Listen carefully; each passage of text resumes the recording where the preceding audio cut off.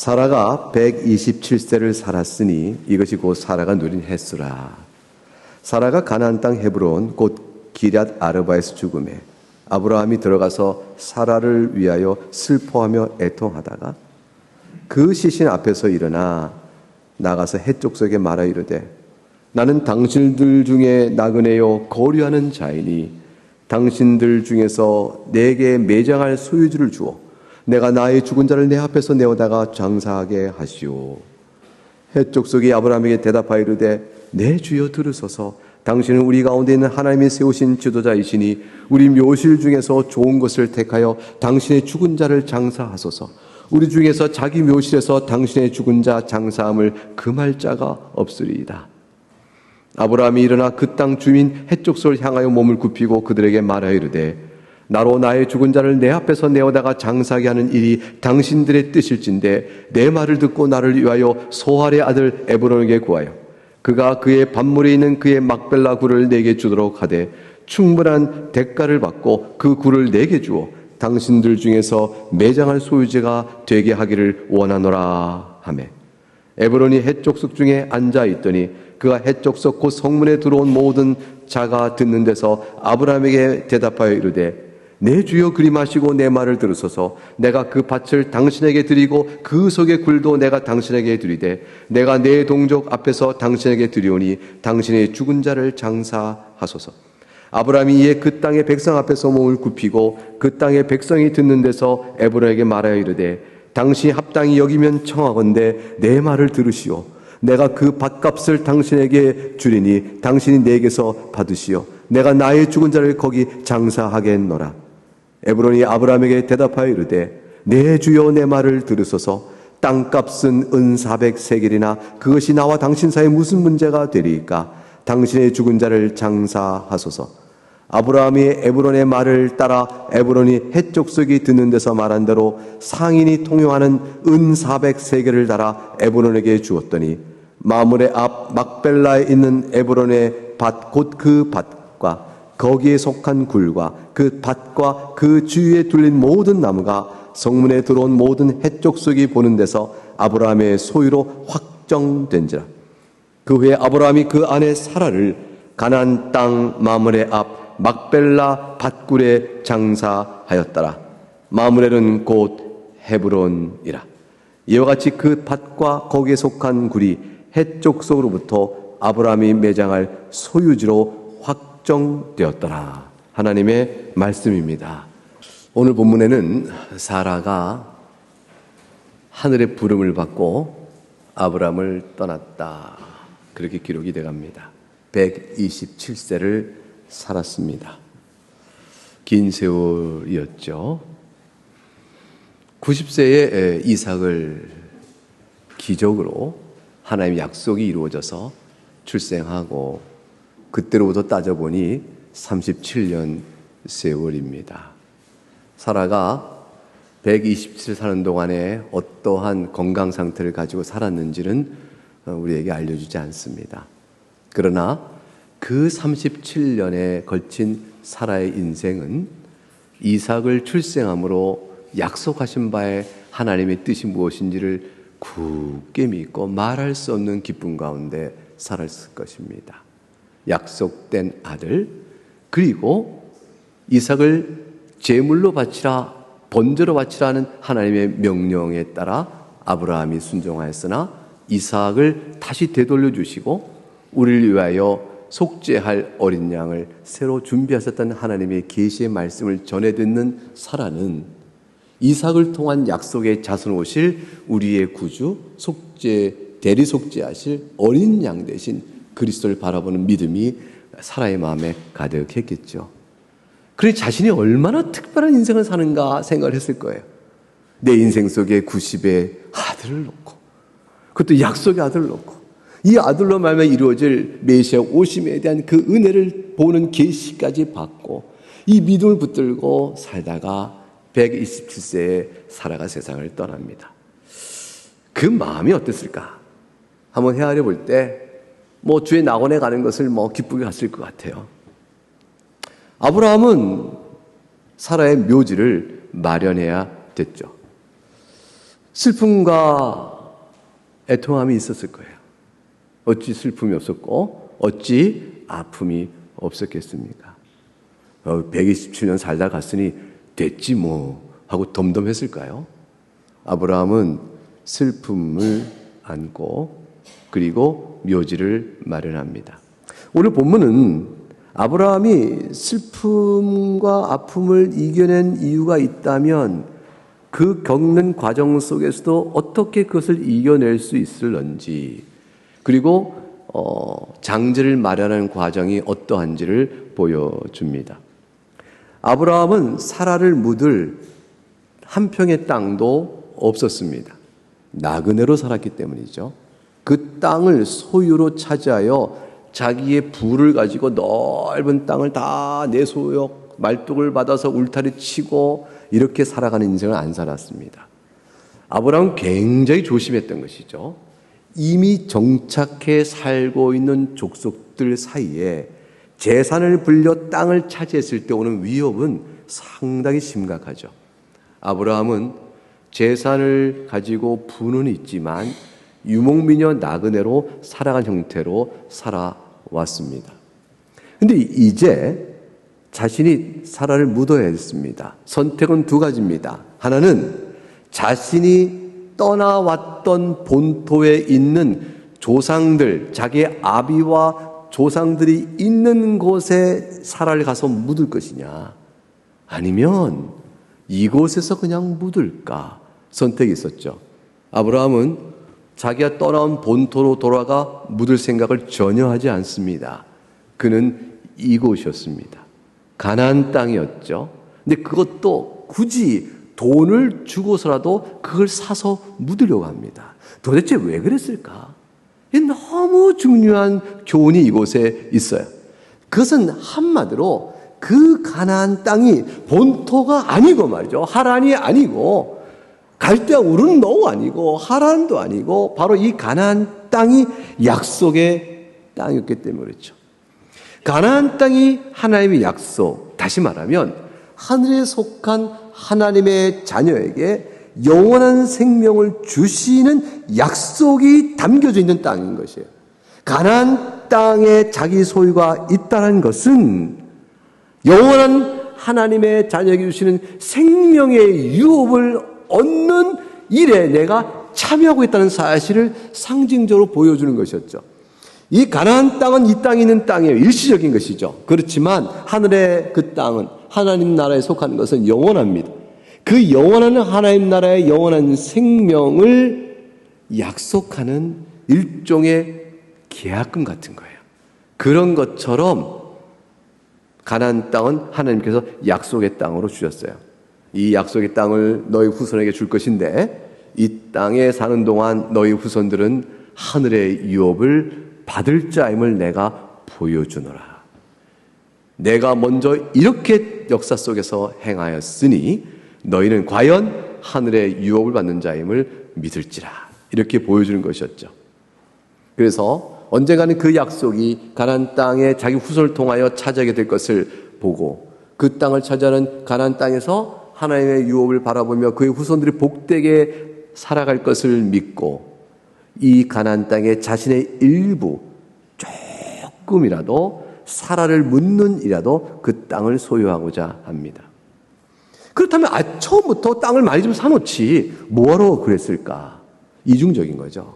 한편은 나그네로 사니 이 땅을 소유할 이유가 없는 것이로되 주고 매장할 때는 내가 주고 하나님 나라에 속한 자임을 보여주는 의미에 따라 그 땅을 차지하게 되는 겁니다. 만일 그 땅을 소유하지 않았다면 어떻게 되는 걸까요? 이방인의 손길에 땅을 빌어서 자기 몸을 얹게 되는 것이죠. 그러므로 이방인에 속한 땅으로 내가 들어가게 되는 의미가 되어지는 것이죠. 상징적 의미가 있는 겁니다. 아브라함은 땅을 삽니다. 마므레 앞 막벨라에 있는 헤브론, 그곳에 아브라함이 사라를 묻습니다. 창세기 13장 18절에 아브라함이 롯과 헤어질 때가 있죠. 자기 조카 롯과 헤어지고 롯은 소돔 땅으로 갑니다. 그 소할 땅, 그 땅이 비옥해 보여서 그걸로 갑니다. 그럴 때 아브라함이 그에게 선택을 맡기고 자신은 가나안 땅에 그대로 남습니다. 그렇게 남았을 때 하나님께서 아브라함에게 약속하신 것이 있죠. 이 땅을 내가 너와 너의 자손에게 영원히 줄 거다. 그리고 땅이 티끌처럼 너와 너의 자손이 많을 것이다. 라고 약속해 준 바가 있었어요. 아브라함 마음속에 깊이 새겨지는 소망이었습니다. 그래서 그 땅을 절대로 떠나 사라를 물을 수가 없고 그 땅을 묻되 가나안 해쪽 속의 사람 소유의 땅에는 묻을 수가 없는 거예요. 약속의 땅인 하나님 내게 주신 소유의 땅에 묻어야겠다 싶으니까 그 땅을 사는 것이죠. 땅을 사는 이 행위의 상징성은 내가 가나안 사람의 소유의 땅에 나를 맡기는 것이 아니요 하나님 주신 약속의 땅에 나를 맡깁니다 라는 의미가 있는 것이죠. 아브라함은 신앙적 행위예요. 이 땅을 사는 것은 믿음의 고백인 것이죠. 하나님의 약속을 믿는 신앙적 결단이에요. 어떤 대가를 치러도 땅을 확보합니다. 그 땅을 삽니다. 여러분, 우리가 사랑하는 사람은 어디다 묻어야 돼요? 이 땅에 묻을 건가? 믿음의 나라에 묻을 것인가? 여러분 자신의 몸을 어디다 묻겠어요? 여러분의 영혼은 도대체 어디다 묻겠어요? 한평생 산 다음에 우리도 세상을 떠날 텐데 내 몸과 영혼을 어디다 묻을 것인가?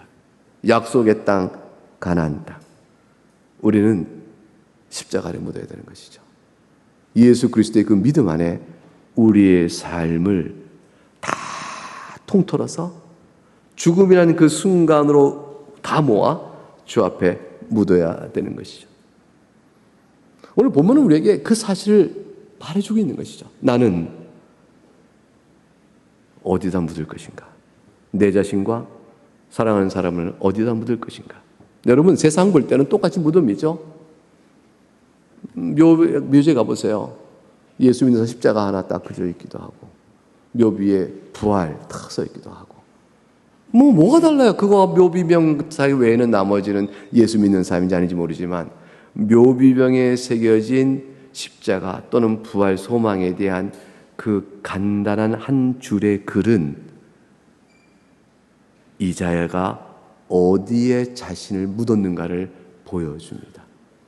해쪽 속 이방 사람 땅에 묻었는가, 하나님의 약속의 땅에 묻었는가를 보여주죠. 우리 영혼이 어디에 묻혀져야 하는 것인가, 너무 다른 것을 보여주는 것이죠. 아브라함의 현실은 그런데 아무것도 없었습니다. 이제 흥정해서 땅을 구입해야 되죠. 그래서 오늘 믿음의 얘기를 쭉 보게 되면 흥미로운 거래의 내용이 쭉 나옵니다. 너무 재밌어요. 생생합니다. 이거는 정말로 스키 타듯이 우리가 이게 한번 드라마를 해봤으면 좋겠어요. 1남녀 전도회가 한번 해본다든가 2남 전도회가 한번 해본다. 너무 해봤으면 좋겠어요. 너무 재밌을 것 같아요. 이렇게 되죠. 아브라함이 말합니다. 4절, 나는 나그네입니다.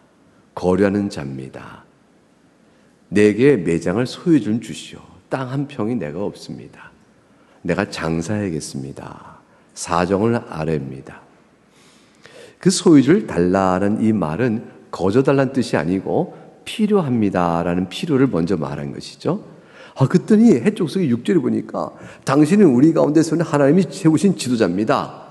해쪽 속에 경외감을 갖고 있었어요. 요 하나님께서 아브라함을 보호하고 있었던 것이죠. 아브라함과 함께하고 있는 분이야. 저분 좀 특별해. 뭔가 좀 두려움이 있어.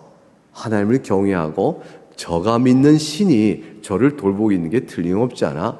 에이, 아브라함 해코지했다가 저 아브라함 믿는 신한테 우리가 괜히 어려움 당하면 뭐야? 그거 그럴 거 없으니까 좋게 지내야 되겠어? 라는 최소한의 경외시의 마음이 있었던 것이죠.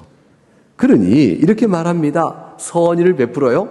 우리 묘실 중에 좋은 거 선택하셔요. 그거 그냥 거기서 장사 지내셔요. 그거 마다할 자가 우리는 없을 겁니다. 라는 거예요. 이 말은 한편은 선심이죠. 근데 둘째는 뭐죠? 내가 당신에게 이 땅을 팔 생각 없고 우리 거 쓰세요. 그러니 그런 거니까 이 아브라함이 주오라는 말에 저들은 아니 자기 아내를 묻을 그 땅이 필요하면 사면 되지. 그 왜 그렇게 얘기하나? 라는 식으로 생각을 안 하고 있었던 상황이죠. 그러니까 빌려줄 테니 그냥 쓰시오 라고 선의로 얘기했습니다. 그런데 아브라함이 7절 보세요. 일어나 그 땅 주민 해족을 향하여 그 다음 어떻게 합니까? 몸을 굽힙니다. 아주 낮은 자세로, 아주 겸비하게 낮은 자세로 저들의 마음을 삽니다. 그리고 말을 하죠. 너무 고맙습니다. 내가 나에게 속한 죽은 자를 장사하도록 허락을 하시는 것이 당신들의 뜻이니 이렇게 보여주시니 너무 감사합니다. 이제 그러니 제가 당신의 뜻이 그런 줄 알았사오니 구하겠습니다. 구하는 것은 에브론에게 구하여 그가 갖고 있는 막벨라 굴, 다시 말하면 장사하는 묘실이죠. 굴 속에 장사했으니까 예수님도 굴 속에 모셨거든요. 그러니까 유대 그 당시 사람들은 장사를 땅 파고 안 하고 굴 속에 묻었으니까. 그러니까 에브론 딱 직접 지목합니다. 아브라함의 마음에 둔 곳이 있었죠. 그러니까 그 땅을 내게 주어 내가 사게 해주세요. 충분한 대가를 치르겠습니다라고 아브라함이 이야기를 꺼냅니다. 아브라함은 처음부터 살 생각이었지 그들의 아량과 인심을 얻어 빌었을 생각이 전혀 없었던 것입니다. 그 에브론이 아브라함에게 말합니다. 11절. 아니 뭐 그럴 거 있습니까? 그럴 거 없어요. 그냥 내 굴에 그냥 장사 지내셔요. 그러면 됩니다. 라고 대답을 하면 될 것 같은데 11절 가만히 보셔요. 뭐라고 대답하냐면 내가 그 밭을 당신에게 드리고 그 속에 굴도 내가 드리겠습니다. 아니 아브라함은 장사 지낼 굴이 필요하니 에브론에 있는 막벨라에 있는 에브론의 굴을 내게 주시면 내가 그거를 충분한 대가를 드리고 사겠습니다라고 말해서 굴만을 요청했는데 11절에 에브론 대답하기를 그럴 거 없어요. 그럴 거 없어요. 그냥 쓰세요. 굴만 쓰는 게 아니고요. 밭도 드릴 테니 그냥 쓰세요 라고 말하는 거예요. 그 밭은 왜 덧붙여서 말했을까요? 살려고 하신다고요? 살려면 굴만은 못 팔아요. 밭도 같이 사셔야 돼요. 그 의미를 담고 말하는 거죠. 살려고 하신다고요? 굴만은 아니고요. 밭도 같이 사셔야 돼요. 그러니 살려면 그렇게 해야 되는데 그러니 그냥 쓰셔요. 밭도 쓰시고 굴도 쓰셔요. 이렇게 말하는 겁니다. 이게 쓰라는 얘기예요? 사라는 얘기예요? 되게 애매하죠? 그래서 11절의 해석에 여러 생각들이 있어요. 이 갖고 이제 주석가들은 생각을 하죠. 11절 정말 그냥 쓰라는 말일까? 아니 굴만이 아니라 밭을 붙여서 거래의 내용을 확대하고 있으니 이거는 정말 사용하라는 것이 아니라 사려면 굴까지 사라 라는 뜻이니 이거는 빌려 쓰라는 말 같지가 않은데 이렇게 해석되는 일이 있고 또 하나는 그래서 에브론이 땅의 소유는 포기하고 싶지 않다. 그러니 이 밭도 빌려 쓰고 굴도 빌려 쓰고 다 빌릴 테니 마음 놓고 좀 굴을 쓰시오. 라는 뜻으로 넓은 아량한 것이다. 이 두 가지 해석이 있는데 후자는 아닌 것 같아요. 그래서 전자는 사겠다고요? 아니 그냥 굴을 그냥 쓰셔도 되는데 사시겠다고요? 그럼 밭도 드릴 테니 밭도 그냥 쓰세요. 라는 말은 아브라함이 사겠다는 의지가 있다면 밭같이 같이 사야 한다는 것을 암시하고 있는 거죠. 아브라함이 12절에 몸을 다시 굽힙니다. 다시 겸손하게 엎드립니다. 13절에 그 백성이 듣는 데서 에브론에게 당장 말합니다. 합당히 여기시면 청하건대 내 말을 들으소서 내가 그 밭값을 당신에게 줄 것입니다. 이제 에브론의 말 속에 담겨 있는 살려면 밭도 사세요란 말을 확인한 아브라함은 사겠소. 그 밭도 사겠소. 라고 의사를 표현하자 15절에 에브론이 그 땅값은 굴과 밭까지 다 합쳐서 은 400세겔입니다. 라고 값을 얘기해요. 그래서 덧붙여 말하죠. 아니, 나와 당신 사이에 그게 무슨 문제가 되겠습니까? 이 얘기는 무슨 얘기예요? 내가 기꺼이 당신에게 사용하도록 한 사람의 마음인데 그 값을 가지고 흥정의 높은 값, 낮은 값 따질 것도 없습니다. 우리 사이에 그럴 거 뭐 있습니까? 그냥 은 400세겔입니다. 내가 말한 대로 돈 내라. 그런 뜻이죠. 그러니까 이렇게 흥정을 예의를 갖추고 모양을 갖추고 주고받지만 사실상 실속은 다 주고받고 있는 것이죠. 사람은 그런 것이에요. 그냥 주지 않아요. 계산하여 줍니다. 문제는 아브라함이 그 말을 듣고 맨 마지막에 15절에 맨 마지막에 에브론이 얼마나 장사에 능한 사람인가 보세요. 땅값은 은 400세겔이에요. 뭐 당신과 나 사이에 그 값을 가지고 뭐 흥정할 만한 일이 뭐 있겠습니까? 근데 장사 지내야 되잖아요. 이거 사서 장사 지내세요. 당신 필요가 있잖아요. 필요를 이렇게 하셔요. 라고 그걸 다시 한번 되풀이 마침표를 딱 찍어요. 이 말은 사고자 하는 사람에게 당신 이거 살려는 목적을, 이유를 다시 한번 상기시켜서 사야 될 결심을 자극시키는 거죠. 여러분 이거 잘 보시고 나중에 혹시 매매하실 때 이 방법을 써보셔요. 이런 식으로 어법을 쓰면 이 도움이 되겠구나. 이거는요, 제가 장사에 밝아서 이걸 읽고 파악한 게 아니고 성경학자들이 그렇게 풀어냈더라고요. 이렇게 말하는 거였어? 장사할 때. 난 맨 마지막에 단신 죽은 자를 장사소서라는 것은 이렇게 하니까 그럼 하면 되겠습니다라는 정도의 말로 들었는데 그게 아니라 효과 있는 거래에 효과를 더하는 말이래요. 에브론의 장사 수완이 보인다. 이렇게 놓고 그렇구나. 잘 기억해둬야겠다 생각을 했습니다. 은사역 400세겔은 바가지 씌운 것일까? 아니면 제가 받은 것일까? 싸게 판 것일까? 궁금하죠? 내가 알 길은 없어요. 그 당시 화폐 계산 다 할 수 없는데 적어도 현재 값을 따지면 한 500만 원 정도 되네요. 은 400세겔이면 은 1200돈 정도 된답니다. 1200돈. 한 돈의 은값이 얼마 정도인죠. 무게로 따지면 4.6kg 정도 약 나가요. 4.6kg 정도의 은. 1200돈. 한 돈에 약 한 4,000원 합니까? 제가 찾아보니까 4,000원 정도 2023년 8월 달에 4,000원 정도 이렇게 되어 있던데. 그럼 4,000원 곱하기 1200돈 하면 얼마예요? 400? 얼마죠? 1,000원 곱하기 1,000이면 100만 원이죠. 1,000원 곱하기 4,000원이면 400만 원이죠. 1,200돈이니까 480만 원. 지금 암산이 맞나요? 제가 이거 암산해서 적어놨는데 다시 한번 암산해 본 거예요. 약 500만 원 돈입니다. 500만 원이면 그거 이렇게 하려는지 모르겠어요. 요즘 묘지 하나 구하려면 500만 원 그냥 들잖아요. 그러니까 비싼 거 아닌가 싶은데 그 당시에 땅값, 그 당시에 재력, 또 구매력 이런 거 따질 때 성경학자들과 상당수는 바가지다 이렇게 얘기해요. 좀 비싸게 불렀다. 그래서 에브론이 아브라함의 재력을 보고 값을 딱 이렇게 비싸게 올린 값이다. 그런데 은문장의 흐름은 이렇고 꼭 필요한 사람인 줄 아는 것이죠. 호의로 아브라함이 만일 땅을 빌렸었다면 빌려주는 호의는 갈수록 손해 감정이 생겨요. 왜냐하면 들어오는 게 아무것도 없거든요. 아니 빌려줬으면 임대료는 내야지. 임대료도 안 내? 임대료 이것만 내나? 아니 이렇게 모는 게 많아? 사이가 나빠지면 파헤쳐버릴 거란 말이죠.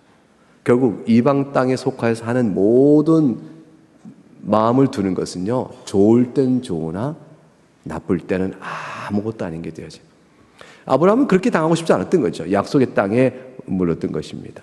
그래서 보세요. 16절 보니까 주저하지 않고 은 400세겔 그냥 내어줍니다. 흥정하지 않아요. 그냥 내어줍니다.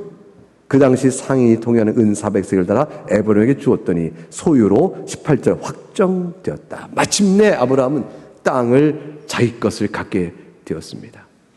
나그네로 사는 자가 도대체 왜 땅을 왜 사려고 해? 왜 그 땅을 자기 소유로 영원히 갖고자 했을까요? 이유는 아까 뭐라고 말씀하셨습니까? 절대로 양보할 수 없는 하나님의 약속이 주어진 땅, 나의 기업, 하늘 본향에 내가 상속받은 자를 말해주는 그 땅을 해적 속의 소유를 빌어서는 상조가 될 수 없는 것이죠. 믿음을 표현할 수 없는 겁니다. 하나님의 약속을 믿는 자의 고백적 행위였어요. 아브라함은 돈을 아낄 생각이 추호도 없었어요. 그 땅을 마련할 수 있다면 좋다, 달러를 주겠다 하면서 그 땅을 붙드는 것이죠.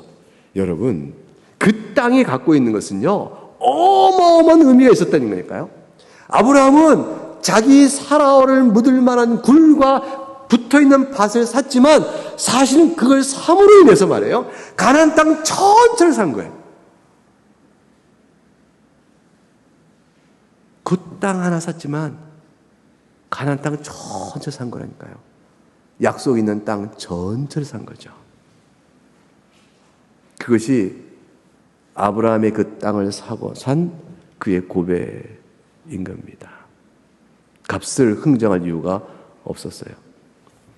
오늘 본문이 우리에게 적용해서 교훈을 준다면 무엇을 찾을 수 있을까? 첫 번째 보는 것은 흥정치 않고 하나님 나라를 위하여 그 생명을 얻고자 하는 것이라면 그 땅값을 기꺼이 치르는 헌신입니다. 주의 복음에 참여자가 되고 영생의 기회를 얻는 자로 내가 살아간다고 할 때 그거 앞뒤 따지고 계산치 않아요. 헌신합니다. 주님, 제 인생을 주 앞에 드립니다. 제 시간을 내어 드립니다. 제 재능을 드립니다. 제 물질을 드립니다.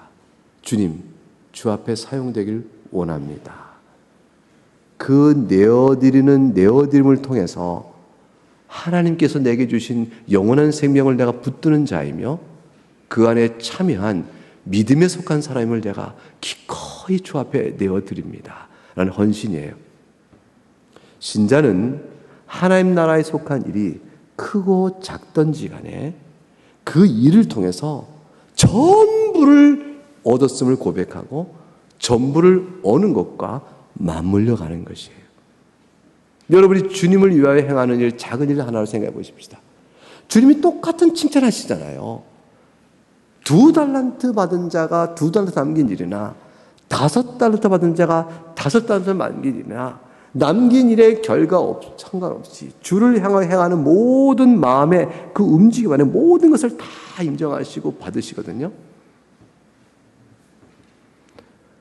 하나님 나라를 위해 하는 작은 일도, 주님을 사랑하는 작은 헌신도 하나님 나라 전체를 받았음에 대한 감사의 고백의 성격이 똑같아요.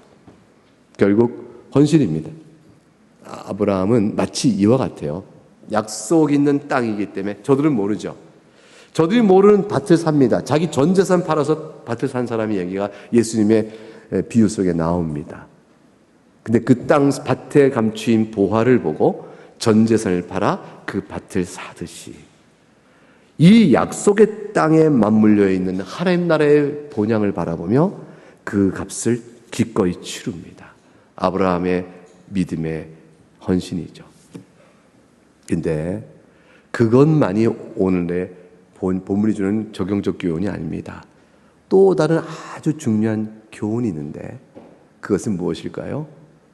말할 수 없는 위로입니다. 이게 두 번째 교훈이에요. 아브라함은 그 땅을 돈을 치러서라도 달라는 대로 주면서라도 그 땅을 다 사는 가운데 얼마나 큰 감사와 위로가 있는지 몰라요. 하나님 주신 약속의 땅을 이제 내가 받았습니다. 내가 이걸 받았습니다. 이곳에 내가 사라를 묻습니다. 그러므로 사라는 죽은 자가 아니고 산 자입니다. 이 약속의 땅과 맞물려 사라를 묻을 때 이삭을 살리신 주님께서 사라를 살리실 것이요. 이 약속은 우리에게 영원한 생명을 줍니다라는 말할 수 없는 위로를 확증하게 되어져요. 이것이 그 땅값을 치르며 땅을 사며 얻는 신학적이며 신앙적 의미예요. 나그네로 이 생을 사는 자, 우리 모든 자, 죄로 인해서 슬픈 인생을 살아갑니다. 우리에게는 위로가 필요합니다. 우린 다 연약하거든요. 우리 하나님의 자녀로 살아가면서 온전치 못한 우리의 믿음과 살아가는 인생의 공감 속에 너무 슬퍼요. 힘들고. 근데 그거를 감내하며 살아가는 동안에 하나님 주시는 위로가 너무 절절히 간절히 필요합니다. 하나님 오늘도 위로를 주셔요. 힘을 쓸 수 있도록 도와주세요. 이게 필요합니다. 살아가는 일에 자신의 연약함과 자기의 실패와 죄에 대해 슬퍼하고 몸을 의거해 살아가야 되는데 그것 때문에 힘든 수고로 인하여 어렵습니다. 그런데 낙심하지 않을 수 있는 것은 우리가 나그네라는 중요한 사실 때문에 그래요. 그래서 나그네이지만 우리가 예수 그리스도 안에 우리의 믿음과 내 영혼과 몸을 갖다 묻습니다 하는 것에 큰 위로가 와요. 겨우 살을 묻을 만한 땅 하나를 얻어놓고도 아브라함은 모든 가나안 땅을 얻고 하늘의 유업을 전체를 다 얻는 기쁨 가운데 있듯이 우리는 이 땅에 살면서 그리스도의 믿음으로 인해서 비록은 모든 것을 손에 쥐지 못했지만 하나님의 약속하신 모든 것을 얻은 자처럼 살아갈 수가 있습니다. 하나님께서는 우리 인생이 나그네인 줄 아신다는 것은 어떤 우리에게 위로가 되는 줄 아십니까? 하나님께서는요, 여러분 너무 잘하신다는 거예요. 어떤 면에서요? 여러분이 하나님께 헌신하는 훌륭한 점도 잘하시고요. 그 땅을 사잖아요. 값을 묻자고 사잖아요. 그 헌신도 하나님이 다 아시지만요. 반면에 나그네로 이 땅에서 뿌리를 내리지 못하고 살아가는 과정상에 있는 자로서의 연약함과 실패와 낙심도 하나님은 다 아신다는 거예요. 그래서 그 나라에 이르기까지 하늘의 본향을 바라보며 살아가는 여정 안에 있는 성도들의 불완전성과 서글픔을 아십니다. 그리고 그것들을 들어서 내치거나 책망하지 아니하시고 다시 또 감싸 또 한 걸음 여정을 가도록 이끌어 주셔요. 그게 하나님의 사랑이에요. 그게 우리의 위로입니다. 사랑하는 교회 여러분, 우리는 나그네, 교회가 이름이 나그네니 여러분 다 나그네인 걸 다 알고 오죠. 제가 교회를 처음 개척했을 때는 아예 우리 교인이나 부르지 말고 이름 뒤에 나그네로 붙이면 어떠냐 그렇게도 했었어요. 김병원 나그네, 오늘 생일 맞은 남궁성 나그네, 남김은 나그네, 김대봉 나그네, 다 나그네 부르면 어떠냐 했는데 이단인 줄 알면 어떡하냐 그래가지고 참 그럴 것 같더라고요. 그래서 조금 독특하다, 이단이라고 하면 어떡하냐 그래서 이제 그건 안 했는데, 나그네 인생은요, 이 땅이 우리 소망이 아니라는 것을 확인하면서 동시에 아는 하나가, 그래서 하나님은 우리를 불쌍히 여기신다는 사실이에요. 나그네가 뭐가 있어요? 그래서 하나님께서는 여정상에 있는 우리들을 그렇게 불쌍히 여기시고 사랑하셔요. 그리스도를 믿는 길 안에 굳건히 서갈 수 있도록. 그래서 나그네 믿음의 길을 걷는 신자는 죽음을 대하는 태도가 다릅니다. 근본적으로 다르죠. 자, 사랑하는 사람이 죽습니다. 그 죽음은 슬픕니다. 우리가 애통하게 되어집니다. 당연한 일이죠. 부활을 바라보는데 왜 이렇게 슬프냐? 이렇게 말하면 슬퍼하는 자를 책망하면 안 됩니다. 그거는 이상한 일이에요. 왜냐하면 예수님께서도 죽음 앞에서 슬퍼하는 우리의 애통함을 다 같이 하셨어요. 그리고 슬퍼하는 우리들을 슬퍼하시고 가슴 아파하시면서 부활의 소망으로 위로를 더해 주신 것이에요. 그래서 마치 성숙한 신앙인은 사랑하는 사람의 죽음에 대해서 대면대면 한다 이렇게 생각하는 건 잘못된 생각이에요. 오히려 반대예요. 아니, 죽음이 슬프고 고통스러워야 부활의 기쁨도 아는 것이지. 어떻게 쉽게 이렇게 대면할까? 다만 부활의 소망이 없는 자처럼 과도한 슬픔에 짓눌리지 마라. 그것이 교훈이죠. 부활의 소망이 없는 자처럼 과도의 슬픔에 억눌리지 마라. 몸 상하고 마음 상할 정도로 지쳐서 아무 일도 못한 채 폐인처럼 살아가는 슬픔은 우리의 것이 아닙니다. 그러나 슬픔은 당연한 것입니다. 성경은 우리에게 상실의 고통이 있다는 것을 잘 알고 있다는 걸 보여줘요. 예수님께서도 오라비 나사로를 죽었을 때 슬퍼한 마르다와 마리아, 주변에 있던 유대인들의 슬픔을 다 아셨거든요. 그걸 비통히 여기셨거든요. 나인성 과부의 아들의 장사 지냄을 보고 예수님 마음에 애끓는 아픔을 가지셨어요. 상실의 아픔을 모르시는 하나님이 아니십니다. 그러나 우리는 죽음이 결코 끝이 아니라는 사실을 믿음 가운데 반드시 인식해야 됩니다. 우리는 나그네지만 가야 할 본향이 있는 사람들입니다. 그 본향은 영원한 약속이 주어졌고 영원한 생명을 살아가는 것이죠. 약속 있는 나그네요, 본향을 찾는 나그네인 것입니다. 그래서 이 소망 가운데 가나안 땅을 산 거예요. 가나안 땅을 돈 주고 산 겁니다. 가나안 땅을 사는데 아브라함은 헌신합니다. 이 약속 때문에. 하나님 나라를 위한 헌신을 합니다. 왜냐하면 내가 갈 곳, 내가 누릴 영생의 기업 때문이죠. 복음을 위해 수고합니다. 왜냐하면 그 복음으로 내가 살 것인지 알기 때문이죠. 성도가 복음에 대한 방관자요, 제3자요, 구경꾼이 있을 수 없어요. 복음의 참여자로 산단 말이죠. 여러분이 복음의 참여자로 살게 돼 있어요. 여러분의 신앙생활은 남들이 해놓은 걸 구경하며 떡 먹는 사람이 아니고 복음의 참여자로 살아가요. 복음의 증인으로 살아가요. 복음을 사랑해요. 그래서 복음을 찬송하고 사랑하며 기도하며 주의 일에 무엇인가를 해나가는 사람은 산단 말이죠. 여러분 헌신이 있어요. 본향을 찾는 사람은 사는 삶이죠.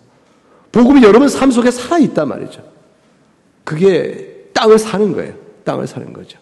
그리고 그곳에 나의 영혼을 묻는 겁니다. 내 인생을 묻는 것이죠. 그리고 그러면서 연약한 인생을 불쌍히 여기는 하나님을 바라보고 그런 것이죠. 내 인생이 슬프고 아프고 연약하고 죄 중에 있다 할지라도 우리는 묻습니다. 높음이나 깊음이나 다른 어떤 피조물도 우리 주 예수 그리스도 안에 있는 하나님의 사랑에 끊을 수 없다. 그거를 굳게 믿고 나그네 길을 가는 것입니다. 죽음은 우리에게서 멀지 않습니다. 코앞에 바로 있습니다. 그리고 여러분 이미 사랑하는 사람을 묻었을 것입니다. 그리고 여러분도 묻힐 것입니다. 어떻게 준비하셔야겠습니까? 무엇으로 준비할까요? 그리스도, 그분을 향한 은혜 복음 앞에 나를 내어드리는 것, 그렇게 사는 것, 그것으로 준비하는 것이죠. 오늘 우리는 성찬식을 합니다. 이 성찬식은 바로 그러한 그리스도의 사랑을 우리에게 보여줍니다. 그리스도께서 여러분을 무덤에서 이끌어내셨죠. 그러므로 그분 자신이 죽으셨으나 부활하셨습니다. 성찬은 그분의 죽음을 상징합니다. 그분의 몸과 피를 보여줍니다. 그러나 죽음을 상징하는 것이 아니라 죽으심으로 살아나신 부활을 우리에게 보여주는 것입니다. 그러므로 그분의 죽으심으로 우리 죄를 속죄하시고 그분의 부활로 우리가 살아났음을 확신하는 은혜를 이 성찬을 통해서 좋게 누리시기를 주의 이름으로 축복합니다. 이제 함께 기도하겠습니다.